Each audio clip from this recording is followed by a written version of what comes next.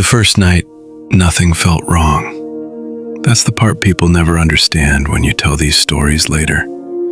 They expect you to say there were signs, a bad feeling, a chill in the air, something obvious. There wasn't. The forest in northern Colorado was quiet in the normal way, wind moving through pine needles, the soft crack of branches somewhere far off, insects doing what insects always do. We had driven nearly 4 hours to get there, far enough that there were no nearby towns, no cell service, and no other campers for miles. That was the point. There were 3 of us, me, my brother Evan, and his friend Mark. We'd done this kind of trip plenty of times before, weekend camping. Hike during the day, fire at night, sleep in tents. Nothing extreme, no deep wilderness survival stuff, just a reset from work and noise. We set up camp before sunset. 2 tents, fire pit, cooler. Everything felt ordinary. That's what makes the memory hard to sit with now. Because when nothing feels wrong at first, you don't protect yourself the way you should. Sometime after midnight, I woke up because I needed to pee. I remember that detail clearly because I almost didn't get out of the tent. The ground was cold, and I was warm inside my sleeping bag. I lay there for a minute, listening. The forest was quieter than before, not silent, just muted. Like someone had turned the volume down. No insects, no wind. The fire had long burned out, so there was no crackle, just that heavy stillness that presses against your ears. I told myself I was overthinking it. I unzipped the tent and stepped outside. The moon was bright enough that I didn't need a flashlight. Trees cast long, thin shadows across the clearing. Everything looked the same as it had earlier. Our gear, the empty fire pit, Evan's tent a few yards away. I walked a little past the edge of the clearing toward a cluster of trees where we'd agreed to go if we needed privacy. That's when I heard it. Footsteps. Not close. Somewhere deeper in the woods. Slow, careful.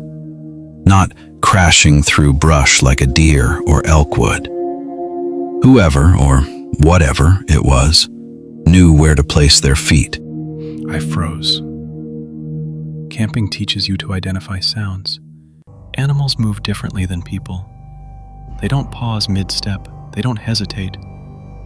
These footsteps stopped. I stood there, exposed, heart pounding, listening so hard my ears hurt.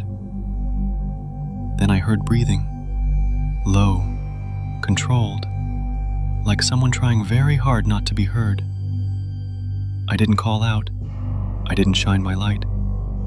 I backed away slowly, step by step, until I was back in the clearing. Only when I was close to my tent did I rush inside and zip it shut. I lay awake for the rest of the night. The footsteps never came closer, but they didn't go away either. In the morning, everything looked normal again. Sunlight erased most of the fear. Birds were back. Wind moved through the trees. Mark laughed when I mentioned the noise, said it was probably a deer or someone hiking late. Evan believed me a little more. He always does. But even he shrugged it off. We decided to stay another night. That decision still wakes me up sometimes.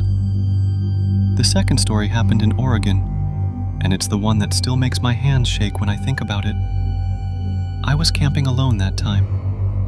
I know people online love solo camping videos. They make it look peaceful, spiritual. But being alone in the woods changes your sense of scale. You realize how small you are, how easy it would be to disappear. I set up camp near a river, maybe 5 miles from the nearest trailhead. No cell service, no other tents, just me, the water, and the trees. The first night passed without incident. The second night didn't. I woke up to the sound of something brushing against my tent, first I thought it was wind, but then it happened again. Slow, deliberate, like fingers dragging across fabric. I didn't move. My tent wasn't one of those thick, heavy-duty ones. It was thin. You could see shadows through it when light hit from the outside, which meant whatever was out there could see me if it wanted to. The brushing stopped. Then I heard whispering. Not clear words, more like breath shaped into sounds. Close enough that it felt like it was right next to my head. I remember thinking, this can't be real. I'm half asleep. Then the zipper moved, just a little, enough to make the metal teeth click. Ah! I screamed. Whatever was outside bolted. Heavy footsteps crashing through brush, not bothering to be quiet anymore. I stayed inside the tent until sunrise, knife in my hand, heart pounding so hard I thought I might pass out.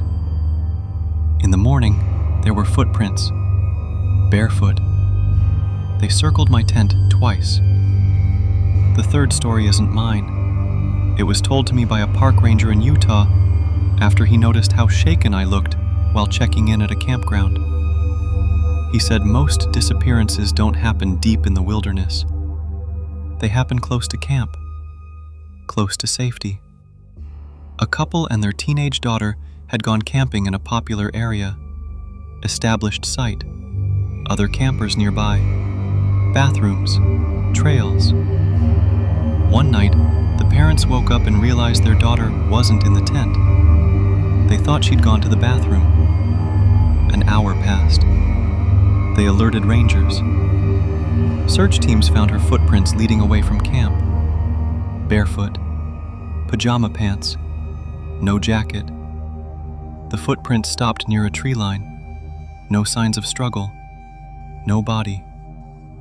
The ranger told me that sometimes people leave camp because they hear someone calling their name. He didn't say who does the calling. The last story from that trip came from Mark. He admitted it on the drive home, voice quiet, eyes fixed on the road. He said that on the second night in Colorado, while Evan and I were asleep, he'd heard someone walking around our camp. He thought it was me at first. Then he heard my voice say his name. From the trees. He stayed inside his tent until morning.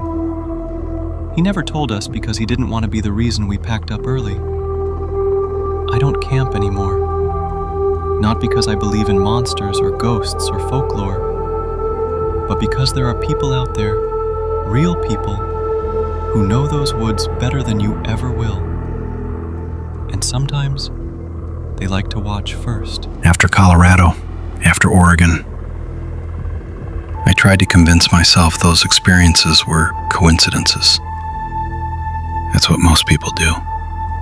You tell yourself that fear fills in gaps, that isolation messes with your head, that the woods amplify normal sounds and turn them into threats.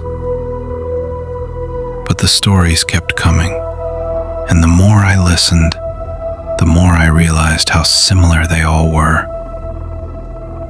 I met Lisa at a rest stop in Montana. She noticed the camping gear in the back of my truck and asked where I'd been. We talked for a few minutes, small talk, nothing deep. Then she asked if I camped alone. When I said yes, her expression changed. She hesitated, then said she used to. Used to. She told me her story while standing next to the hum of passing semis, like she didn't want to sit still long enough for the memory to catch her. She'd gone camping near Glacier National Park, popular area, not deep wilderness. Her site had neighbors, families, kids. On the third night, she woke up because someone was shining a flashlight into her tent. At first, she thought it was a ranger doing rounds. She called out, asking if everything was okay. The light went off. Then she heard someone walk away. She didn't think much of it until morning. That's when she found handprints on the outside of her tent. pressed flat against the fabric, right where her head had been. She packed up immediately. On her way out, she stopped at the ranger station and mentioned it. The ranger didn't look surprised. He asked if the light was white or yellow. She said white. He told her that rangers used yellow. In Arizona, a man named Thomas told me about the night he realized he wasn't alone. He and his wife had taken their RV into a remote area near Sedona. No hookups, no nearby camps, just desert stretching out in every direction. Around 2 a.m., Thomas woke up because the RV was rocking gently. Not shaking, not like wind, like someone shifting their weight against it. He thought maybe his wife had gotten up. Then he heard tapping, slow, deliberate. 3 taps, pause, 3 taps again, on the side of the RV. He stayed perfectly still, heart racing, listening as the tapping moved along the side, then to the back, then to the door.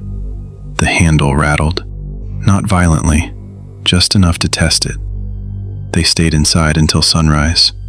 When they checked outside, there were footprints in the dust, bare feet, leading away from the RV, not toward the road, into the desert. One of the most disturbing stories came from a search and rescue volunteer in California. He told me that sometimes they find campsites that look untouched, tents still standing, food still out, shoes still by the door, people gone, no blood, no struggle, just absence. He said one case stuck with him. A man in his 30s went solo camping in a state forest. He checked in at the ranger station, left a note in his car with his route and expected return. He never came back. When they found his campsite, everything was normal, except for one thing. His tent had been slashed open from the outside. Not torn, not damaged by animals. Clean, deliberate cuts. And inside the tent, arranged neatly, were his clothes. He was never found.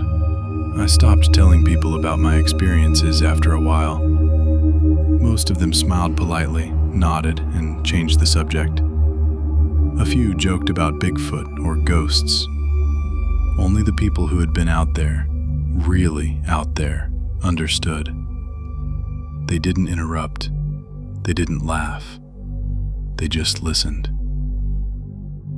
The last story I'll tell you happened closer to civilization than any of the others.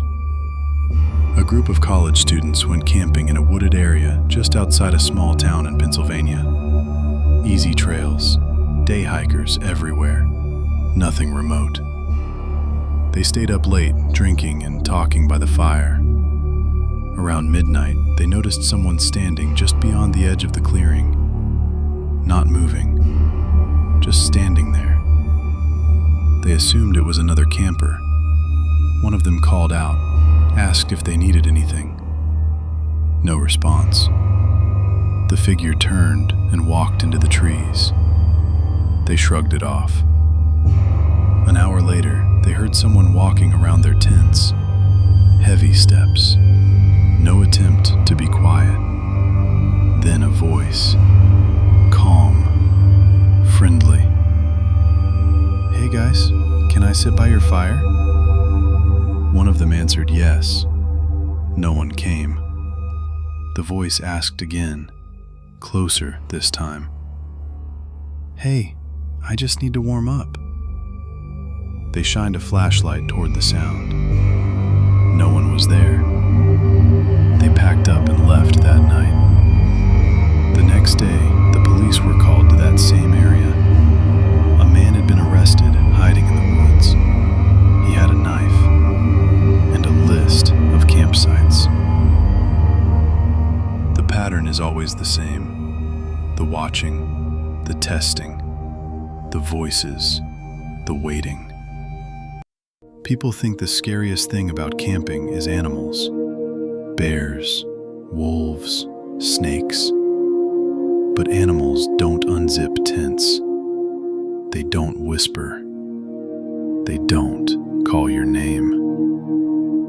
I still dream about forests sometimes, In the dreams, I'm lying in a tent, staring at thin fabric walls, listening to footsteps circle me.